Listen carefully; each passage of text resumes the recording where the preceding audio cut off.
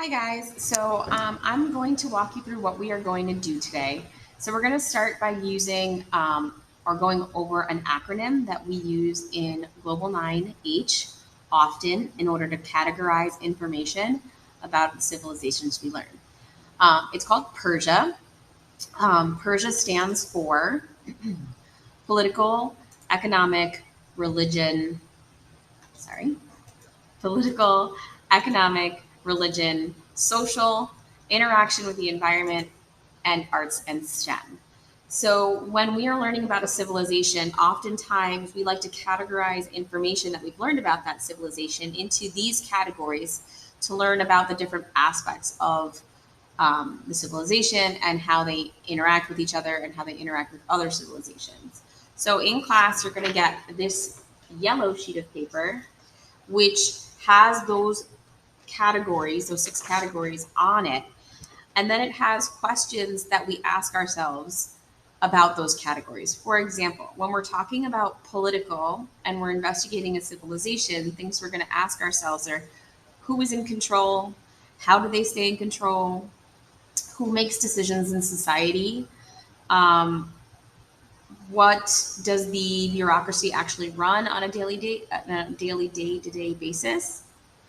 So when we're talking political, you'll see in italicized, it'll tell you what it applies to. Things like when we're categorizing information, anything that's about laws or the actions of the government, all of that's going to fall under our P category, right? So you'll see on your yellow sheet, which hopefully you're looking at right now, that each category has leading questions for you to kind of facilitate information for, and certain topics that would fall under that category, for example. And you're going to see that there's some overlap in cases.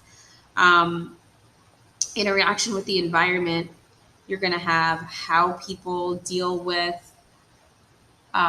their environment, how do they alter it in some sense, but at the same time, you could also talk about religious beliefs if they're impacted by their environment.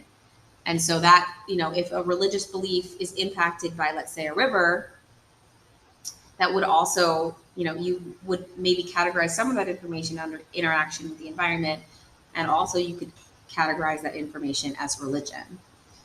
So when you're going through this presentation on Classroom, it's going to ask you some ideas about the United States, and it's going to ask you to decide which category it matches. Let's do the first one together, and then you can do the rest on your own. So, for example, the book Adventures of Huckleberry Finn, which was written by a very well-known American writer, Mark Twain, and the iPhone would categorize or fall under arts and STEM.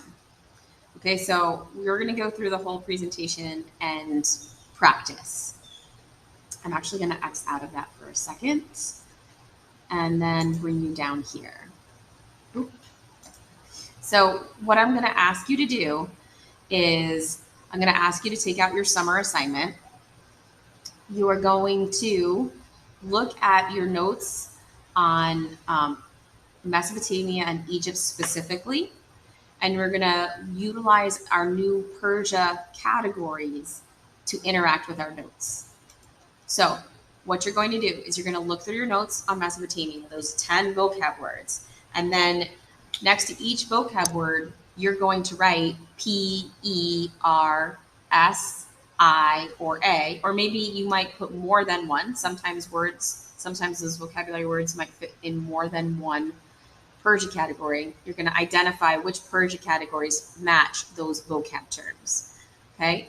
Then I want you to look at your Egypt mind map, and you're going to categorize your information again. So in your mind map, those bigger bubble ideas that you have, next to them, you're going to write P, E, R, S, I, or A. Or sometimes you might have an R and a P, right? Because like in Egypt, your pharaohs were seen as gods, but were also the head of your government. So I might have a P and an R next to that word.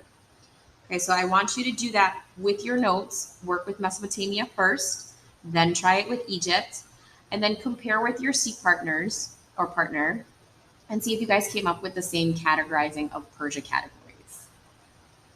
Right, so that is your first task for today.